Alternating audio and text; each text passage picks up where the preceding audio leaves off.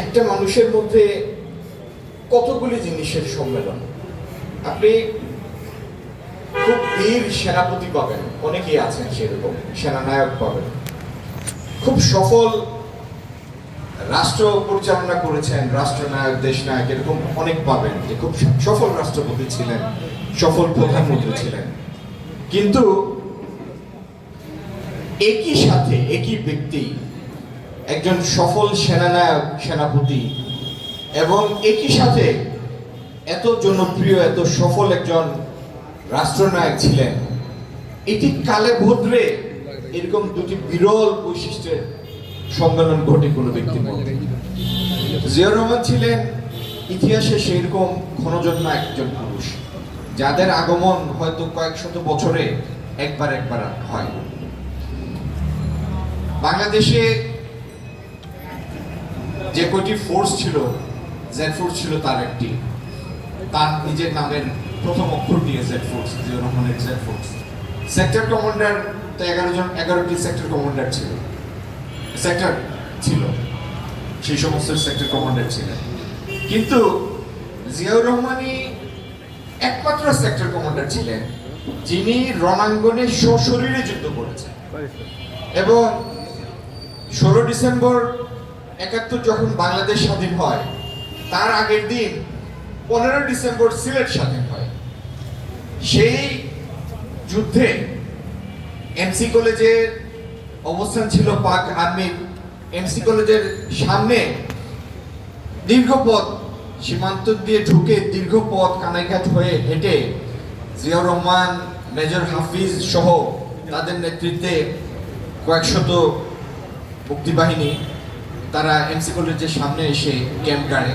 প্রথমে পাকিস্তানি আর্মিরা বুঝতেও পারেনি এরা কারা, একটা সময় বুঝতে পেরেছে যখন এরা ট্রেঞ্চ খনন করা শুরু করে, পরীক্ষা খনন করা শুরু করে। যাই হোক, সশরীরে রণাঙ্গনে যুদ্ধের নেতৃত্ব দিয়েছেন, এই যুদ্ধের ঘোষণা দিয়েছেন, নিজের স্ত্রী এবং 2 নাবালক পুত্রকে বিপদের মুখে রেখে দেশের টানে যুদ্ধে চলে গিয়েছেন, সীমান্ত অতিক্রম করেছেন। আবার যখন তার উপর দায়িত্ব এসেছে, দেশের শাসনভার নিজের কাঁধে নিয়েছেন এবং সফলভাবে নেতৃত্ব দিয়েছেন। আমার আগে কয়েসরুদ্দি সাহেব বলছিলেন শেখ মুজিবুর রহমান সাহেবের কথা। শেখ মুজিবুর রহমান সাহেব যে জায়গাটিতে এসে তার চলার পথ হারিয়েছিলেন, সেটি ছিল তিনি যতক্ষণ জনসম্পৃক্ত ছিলেন ততক্ষণ তিনি জনপ্রিয় ছিলেন, অবশ্য দেশের শাসনভার নেয়ার আগে পর্যন্ত।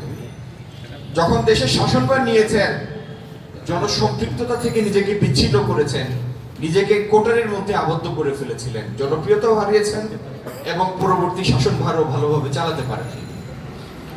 ঠিক এই জায়গাতেই জিয়াউর রহমান সাহেব একটি সম্পূর্ণ ভিন্ন ধর্মী নেতৃত্ব দিয়েছেন। তিনি জনগণের কাছে গিয়েছেন, অথচ তিনি তো রাজনীতিক নন, সামরিক বাহিনীর লোক, কিন্তু তিনি জনগণের কাছে গিয়েছেন।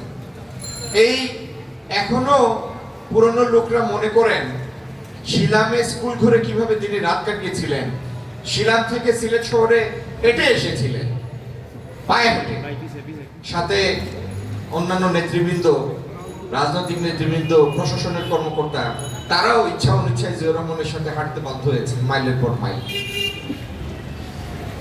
এই যে জনগণের কাছে যাওয়া, জনগণের কাছে নিজেকে মেলে ধরা, তুলে ধরা, এটির মাধ্যমে যে জনপ্রিয়তা অর্জন করেছেন, সেই মূলধন আজকে 2025 সাল পর্যন্ত আমরা ভাঙিয়ে খাচ্ছি।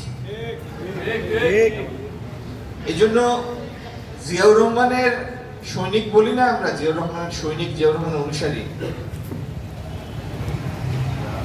জিয়াউর রহমান আমাদের জন্য একটি কঠিন জায়গা রেখে গিয়েছেন। এটি আমাদের জন্য দুর্ভাগ্য হোক আর সৌভাগ্য হোক, এমন একটা স্ট্যান্ডার্ড সেট করে গেছেন যেই উচ্চতায় পৌঁছানো আদৌ সম্ভব না। কিন্তু সাধারণ কোনো লোক না, যে লোক সরকারি সুবিধা তার ছেলেদের জন্য, স্ত্রীর জন্য ব্যবহার করেন না, যিনি